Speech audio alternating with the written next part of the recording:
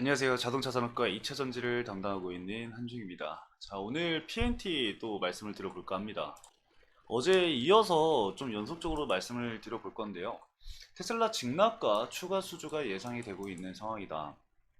일단은 어제 제가 영상을 촬영해서 올렸을 때 테슬라 직납 관련해서는 제가 확인을 못해서 해당 내용을 말씀을 못 드렸습니다. 그 부분은 제가 또 놓친 부분이라서 댓글에 또 저희 구독자분께서 남겨주셨더라고요. 그래서 저도 사람인지라 이렇게 가끔 놓칠 때가 있습니다. 그래서 여러분들이 제가 놓치는 부분이 있으면은 말씀해 주시면은 너무나도 감사하게 제가 또 받아들이도록 할 테니까요.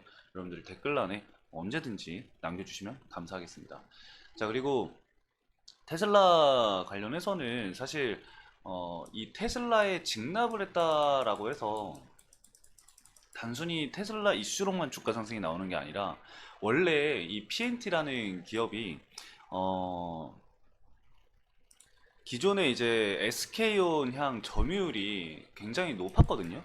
그래서 이러한 이유로 인해서 타 배터리 장비 업체보다 밸류에이션이 굉장히 좀 낮게 측정이 됐었습니다. 그래서 물론 뭐 LG 에너지솔루션이랑 삼성 SDI 즉 배터리 3사에 다 납품을 진행을 하고 거래처를 확보를 한 상황이고 대부분 매출의 절반 이상이 국내 배터리 3사를 통해서 매출이 발생이 됩니다. 근데 이제 그 중에서도 SK온향 이 매출 비중이 높았기 때문에 그러한 이 저평가를 받는 이유, 이 리스크적인 부분이 해당 이유였죠. 근데 이 부분이 해소가 됐다라는 겁니다. 고객사들의 이제 증설 유무랑 그리고 이제 불확실성이 큰 리스크로 작용을 했었기 때문에 그 부분으로 인해서 좀 주가 눌림이 심했다라고 볼 수가 있는데 테슬라에 이제 직납을 하게 되면서 거기에 대한 이 리스크적인 부분이 해소가 됐다라고 볼 수가 있을 것 같아요. 그리고 이제 향후에 이 글로벌 출하 물량이 지속적으로 증가할 것으로 기대가 되고 있기 때문에 그로 인해서 주가 상승 영향이 좀 크게 받아들여지고 있다라고 좀 생각을 해주시면 좋을 것 같습니다.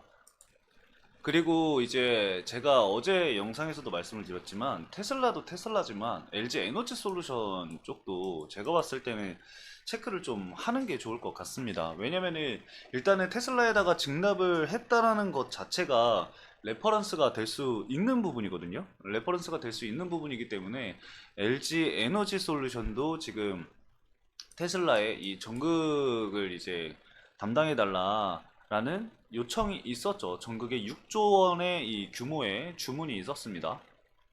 그래서 LG 에너지솔루션은 이 전극 공정만 따로 또 이제 공정을 공장을 지을 예정이기도 하기 때문에 그로 인해서 수혜를 사실 PNT가 받지 않을까 저는 좀 생각을 하고 있습니다. 왜냐면 앞에 이제 테슬라에 직납을 했던 레퍼런스도 있기 때문에 긍정적인 영향으로 미치지 않을까 생각이 듭니다. 그래서 이 부분도 우리가 염두를 좀 해두시면 좋을 것 같고요.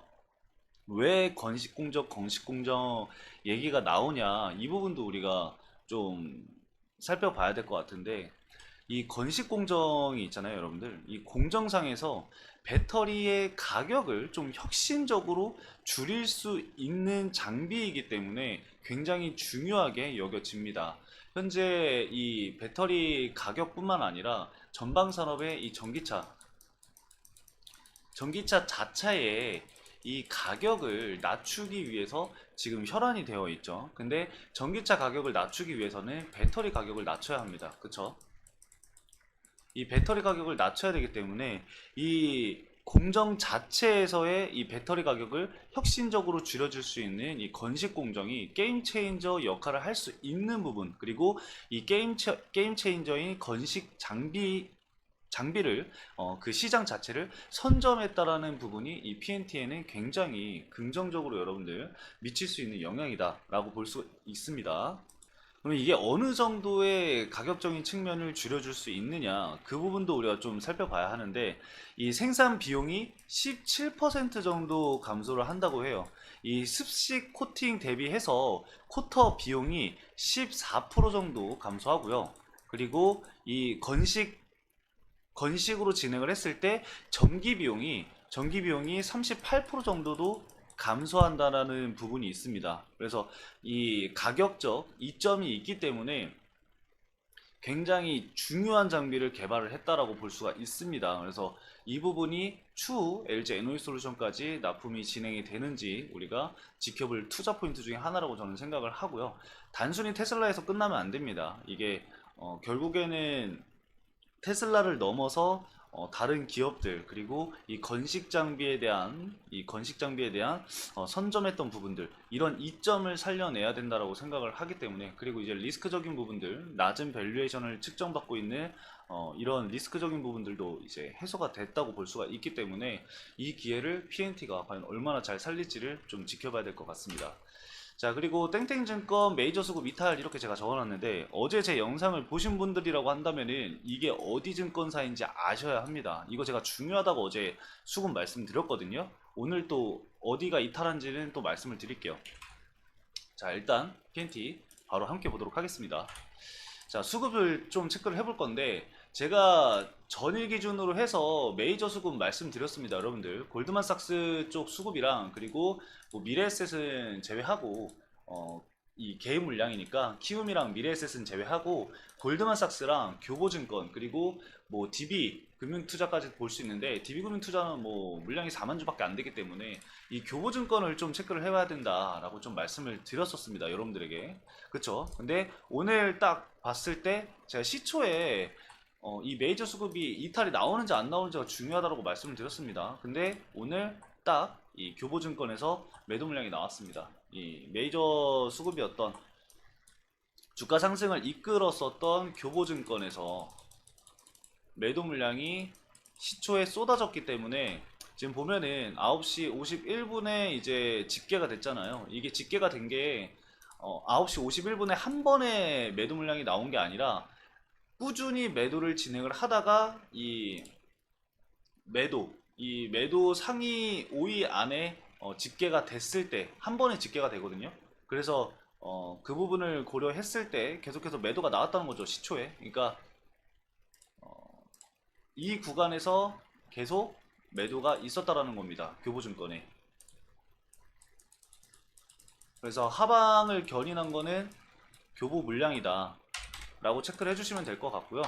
자, 그렇다고 해서 뭐 끝난 건 아닙니다. 그 물량을 어디서 가져갔냐도 사실 굉장히 중요한데, 일단은 지금 보여지는 걸로는 KB증권 죄송합니다.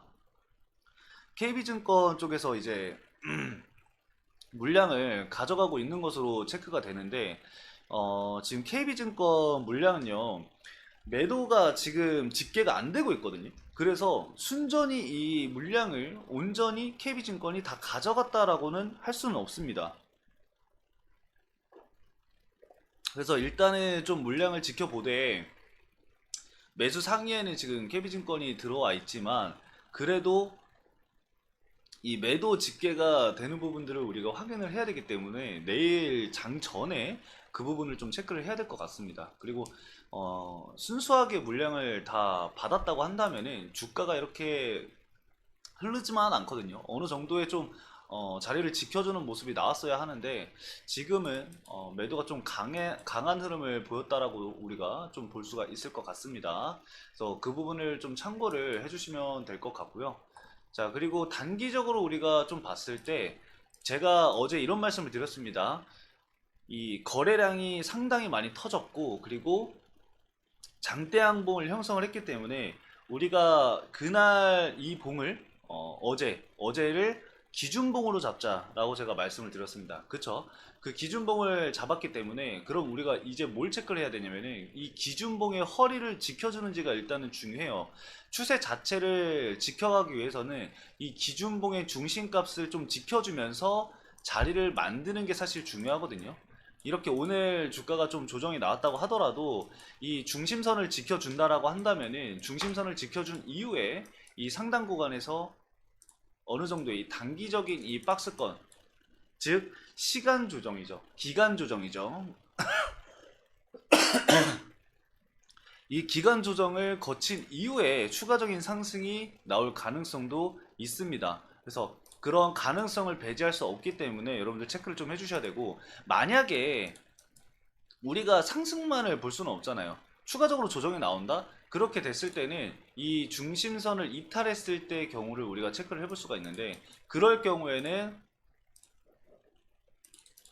이 갭상승한 시초가를 기준으로 잡고 대응 전략을 구상하시는 게 좋습니다.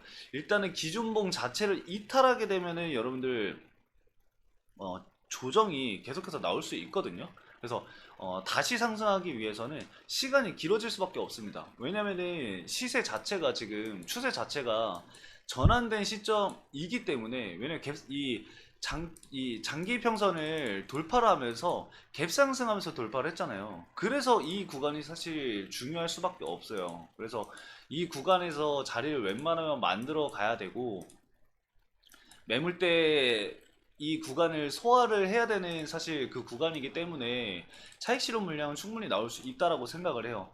그렇지만 이 기준봉을 이탈하지 않는 선에서 자리를 만들어 가야지 추가적인 이 상승 탄력을 잃지 않을 것이다 라고 말씀을 좀 드릴 수가 있을 것 같습니다.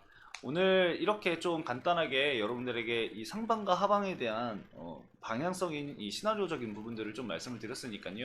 수급적인 부분 참고하셔서 여러분들 대응하시는데 도움이 되시면 좋겠습니다.